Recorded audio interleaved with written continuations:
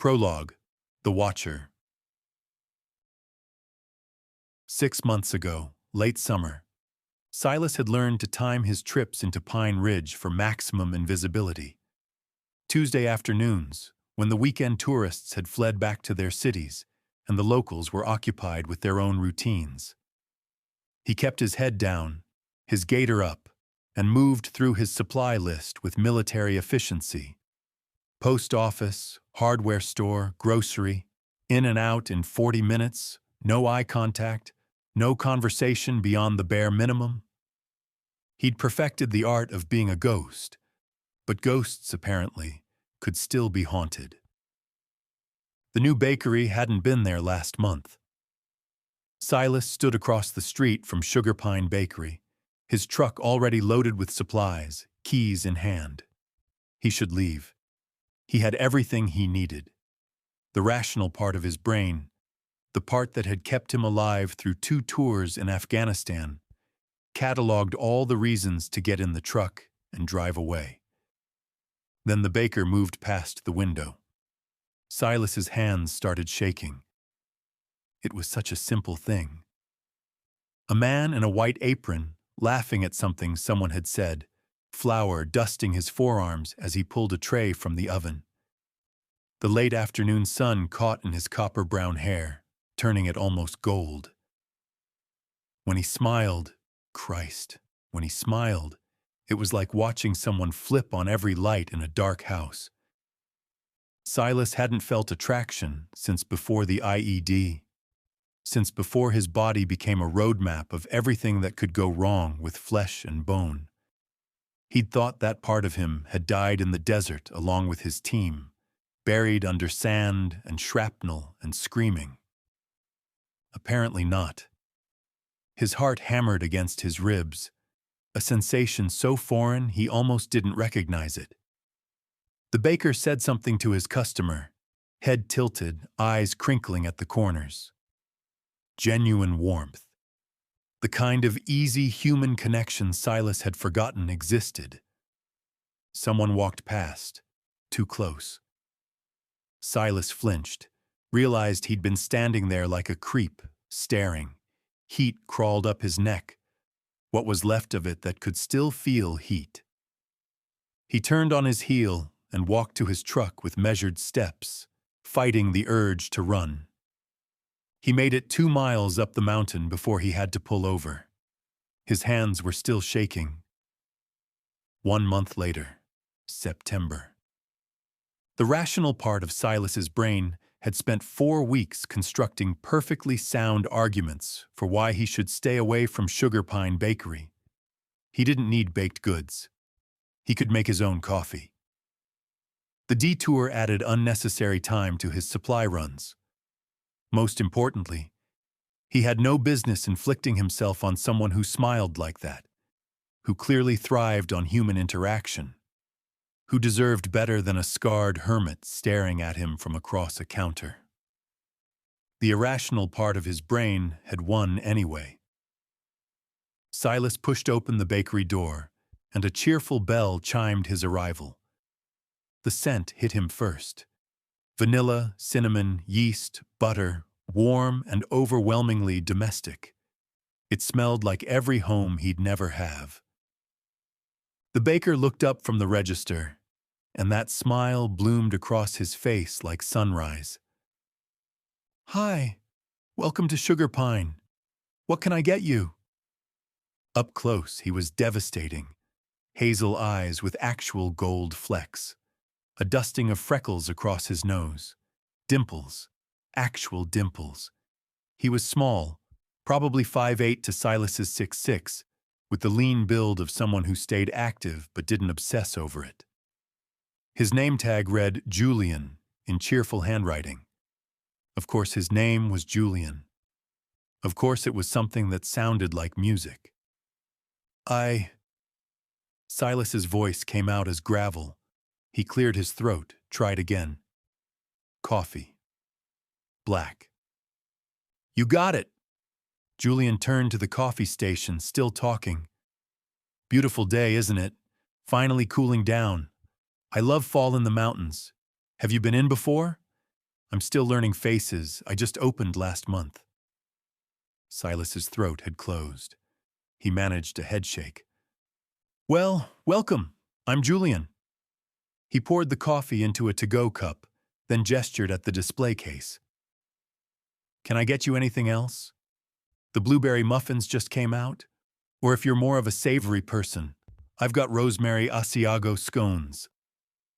Silas pointed at random. His finger landed on something with visible chunks of chocolate. Great choice. Double chocolate chunk. It's a crowd favorite. Julian's hands moved with easy confidence as he plated the muffin, slid it into a bag. When he handed over the items, his fingers brushed Silas's palm. The contact lasted less than a second. Silas felt it like electricity. I hope you enjoy it, Julian said. And that smile. God, that smile was going to kill him. Come back soon. Silas left exact change on the counter, grabbed his items and walked out with measured steps that wanted desperately to be a run. He made it to his truck before he realized he hadn't said thank you, hadn't said anything after that first word. Julian probably thought he was mute, or rude, or simple. Better that than the truth, that Silas was so starved for kindness that a stranger's smile had nearly broken him.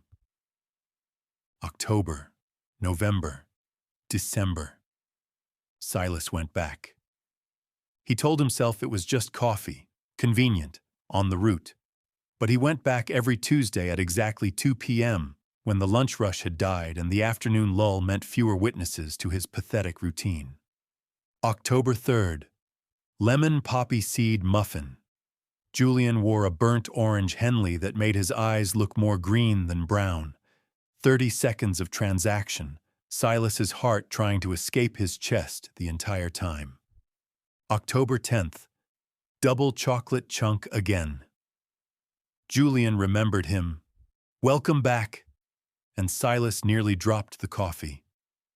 October 17th. Carrot spice.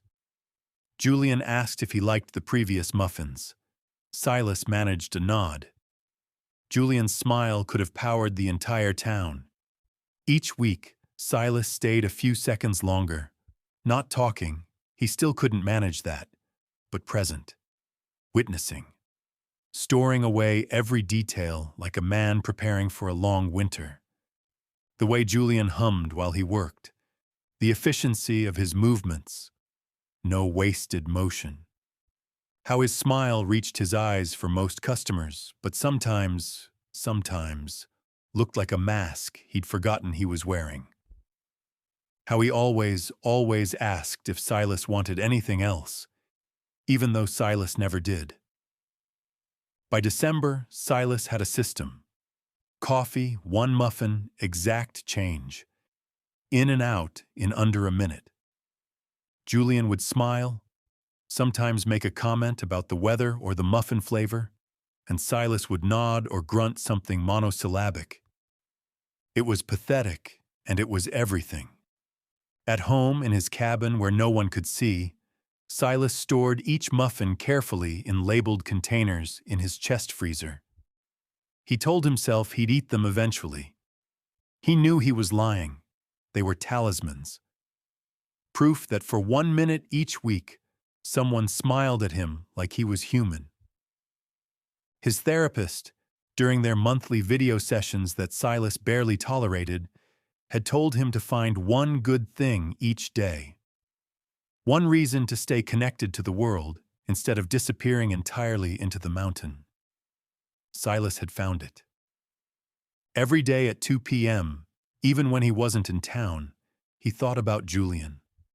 Wondered what muffin flavor he was baking.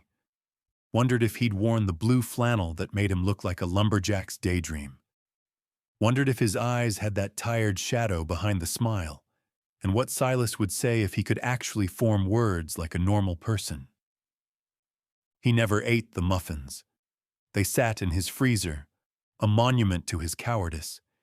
Each one a moment he'd been too afraid to extend, a conversation he'd been too broken to have, a connection he had no right to want, but God he wanted. He wanted with a ferocity that terrified him. Wanted to hear Julian laugh at something Silas said. Wanted those small, graceful hands touching him without flinching. Wanted to be someone who could walk into a bakery and order coffee without his throat closing, who could smile back, who could be normal. December 21st, the winter solstice, longest night of the year. Julian had made something new. "I'm calling it the Mountain Man," he'd said, a slight flush on his cheeks. "Brown butter and apple with cardamom. I thought you might like it."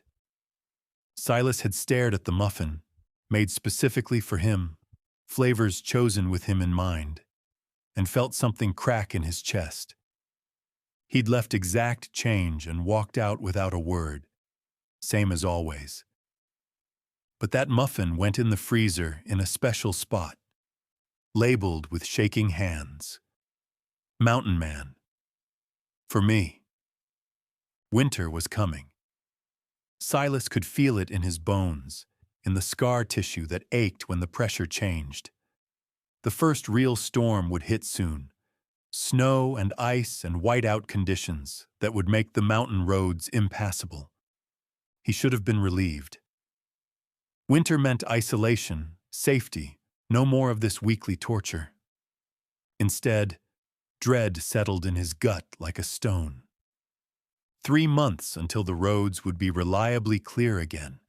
3 months without seeing Julian's smile. It felt like a death sentence. Silas drove home through the gathering dark, past the winter bare trees and the first dusting of snow on the peaks. His headlights carved a tunnel through the darkness, the only light for miles. Alone, exactly as he deserved to be. He didn't know that in 3 weeks, the worst blizzard in 20 years would trap them together. Didn't know that all his careful distance would shatter in a single night. Didn't know that the thing he wanted most was already reaching for him, just as desperately, just as afraid. Winter was coming.